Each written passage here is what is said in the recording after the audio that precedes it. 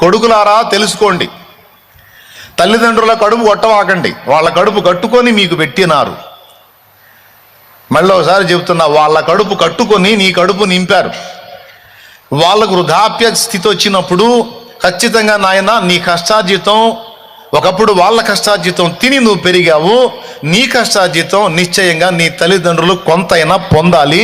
అలా పొందితే నువ్వు నూరంతలుగా దీవించబడతావు. వాళ్ళకి నువ్వు ఇచ్చేటప్పుడు, వాళ్ళకు నువ్వు పెట్టేటప్పుడు వాళ్ళు మంచోళ్ళ, చెడ్డోళ్ళ, నీతిమంతుల, అనీతిమంతుల, మేలు చేశారా, కీడు చేశారా, గొణిగారా, శనిగారా, తిట్టారా, సాధించారా, ఏం పట్టించుకోవద్దు.